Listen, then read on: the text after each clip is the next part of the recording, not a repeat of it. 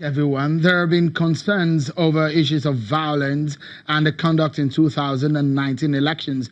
Well, as the race starts, the block gets hotter.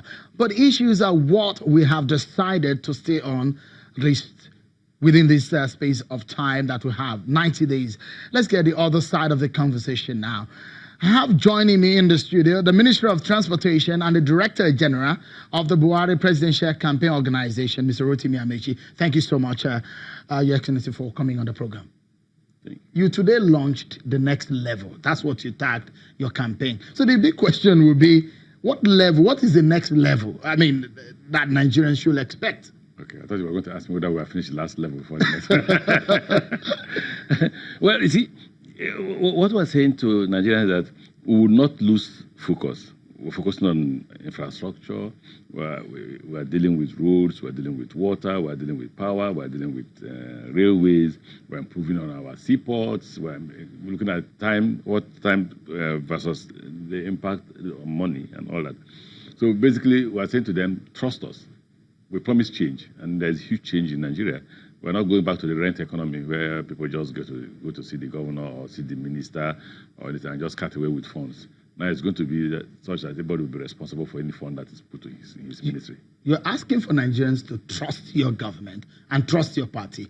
Do you deserve the trust? Of course we do. Have you shown that you deserve the trust? A few months after coming to government, we commissioned Kaduna-Abuja Railway. That's not enough trust. And if you see what it is, how many persons have we moved? Over 1 million persons. We're working on Lagos-Ibadan Railway. You heard my colleague and friend, my former colleague and friend, Benga, congratulate me over the work we're doing between Lagos and Ibadan, which has just passed Abeokuta, the capital of Ogun State, where he was governor. Work is ongoing on the Lagos-Ibadan highway.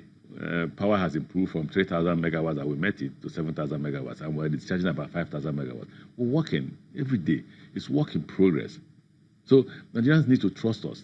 The days of we're moving away from that last economy, the economy where we visit Minister Ameachi, for instance, and then when he comes and he says, "Oh, Minister," after some conversations, then the minister runs to the DFA. DFA, hi, how are you? Give me $100,000. And DFA gives me $100,000. That money doesn't belong to DFA. It doesn't belong to Mr. Ameachi. It belongs to the people of the Federal Republic of Nigeria. And then Ameachi then says to Shehu, "That's for you. It's a gift." Then Shehu goes home, gives his wife $50,000, gives his mother $20,000, gives his father $10,000, maybe takes $20,000 to pay school fees. Then the $20,000 you use to pay school fees, the man you pay the school fees with, right, then buys food. Maybe he buys stockfish, maybe he buys okra. The man who sells okra now sews uniform for his children. The tailor now takes the money to put doors in his house. The man the carpenter who put the doors is able to buy cement. That's the economy we met. So it's a rent economy. It's just a rogue economy where people just depend on stealing from government. Now we're saying, no, we won't do what to do. We're importing tomatoes. Now we won't import tomatoes again. We'll have to produce tomatoes here.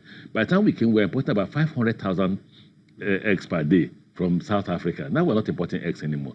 We are importing meat. As we're talking to you, we're importing rice. And if you import rice for $3 billion in a year, $3 billion now is 1 trillion naira. Why should we do that when we can produce rice here? So what we're doing now is to make sure that the economy is productive. Are there pains? Yes. Will they be cured? Yes. Are they being cured? The answer is yes. When you're asking for Nigerians to trust you, and you are saying next level 2019, the question will be, the level that you promised Nigerians in 2014 going into 2015, if you have fulfilled those promises, the promise of jobs, the promise of in fact, jobs are a major one, because more people have lost jobs in 2015 compared to now.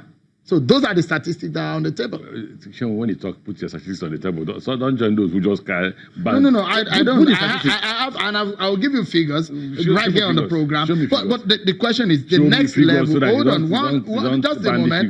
The next level that the Nigerians are you said you're going to take them. And the next level, the level that you were, the question is that, have you been able to perform to take Nigerians to the next level? I just answered that question now.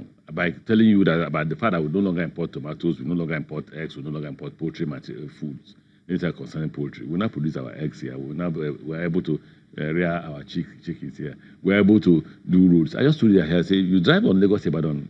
Your office is close to Lagos Ibadan Road Highway. The road is under construction. The one of Lagos Ibadan Railway is under construction. What else are you asking about? The security wasn't as good as it is now. Don't forget that within the period PDP was in power, they bombed the UN office.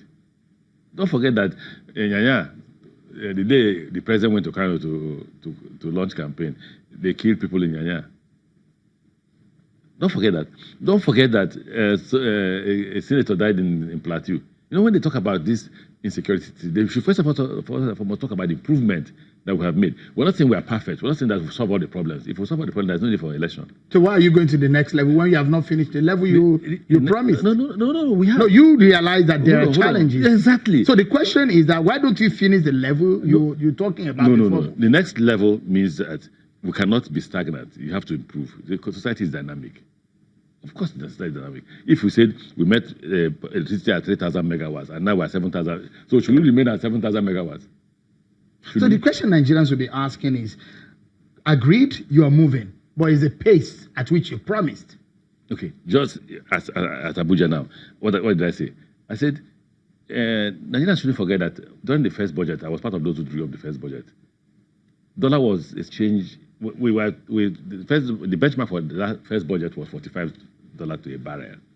By the time we were ready to pass that budget or send it to National Assembly, the dollar fell down to $28 per barrel. PDP was in power as when dollar was $114, when oil was $114 per barrel. PDP borrowed $500 million to do Lagos, Kaduna, Abuja railway, which they didn't complete. We completed, by the way. They borrowed $500 million to do Lagos, to do Kaduna, Abuja.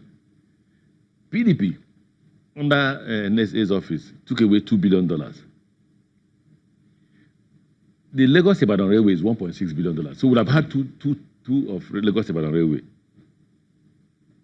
You get the point. So when people suddenly come and say to themselves, no, gentlemen, we're not angels. You can't be an angel, for Christ's sake. You can't transfer from being a Satan to an angel. If you look at the debt, since you mentioned the issue of debt, are you satisfied with the level of debt that we are? Hold on. We're about $70 billion now. PDP borrowed highest at the time we were producing the highest when it was at 114. We borrowed about $10 billion. You know, when people say this, what people are banning about are the figures people like us announced that railway will cost. Oh, Lagos Ibadan is about $8.7 billion, so we're going to borrow $8.7 billion. What we've borrowed so far is 1.6. What we've borrowed as a government so far is about $10 billion. The question is if the nation can actually survive or cope with the level of borrowing this government had entered into. I just gave you a figure. I said $10 billion. At under the PDP, they borrowed more than 40. When we were producing the highest, we had the highest price of crude. But are you concerned that part of that borrowing, recurrent expenditure, goes into it? Oh, no. There's a creeping into. No. The difference between us and PDP was that PDP was borrowing to pay salaries. Mr. Minister, there are part of the borrowing that that recurrent expenditure. Please show me which. Show me which. We will show you. And my producer will get those facts to me. Let him get the facts. These are facts. Let him get the facts. I'm surprised that you... What is clear today is that we're not borrowing to pay salaries. That's one that's clear. Well, you do not agree that recurrent expenditure... Why should recurrent? Borrowing is it no one thing the difference between us and the PDP. We don't borrow to the government. We borrow to projects. We want $2 billion for railway. And not railway, Ameachi hold the money. No, it's railway Lagos to Ibadan. So we don't even see the money. The money is paid for the project. So how will he borrow for recurrent expenditure? So when the Buhari government promised that it was going to improve on security, it was going to fight corruption, and it was going to improve on the economy the last time, this time around, the next level 2019 plan that you have released, what are those things on it? Well, don't you believe that the economy has improved? I just told you now that we're no longer importing rice, we're no longer importing tomatoes, neither are we importing eggs and poultry products. We're no longer importing those. But the exchange rate, that's a major problem. Don't forget, look, I would have been a rich man if I had gone to borrow money from the bank. Don't forget that exchange rate at the time we're coming to government was on the rise. But it wasn't up to this. So if you were in government, it would have been worse. If you were in government, it would have been worse. Because the first question that confronts the president, that will confront the president then is, for Christ's sake, where will I get money to pay salaries? Because at that time, it became so bad that banks were not willing to lend. Banks were not willing to lend. But under the current government, we're no longer borrowing to pay salaries. Don't forget that we had to give bailout to governors to survive. Don't forget that the excess crude account came down to $2.5 billion when they handed over to us. You know, people say, oh, we're blaming the last government. But it's history. We're only saying that if you're going to assess us based on compare apple to apple, orange to orange. Don't compare apple to orange.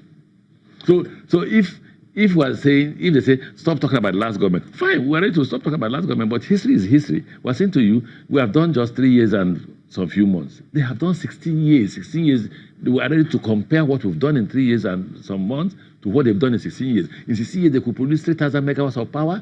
In 3 years, we have 7,000 megawatts of power. That means if you do 16 years, you'll be doing like over 20,000 megawatts of power.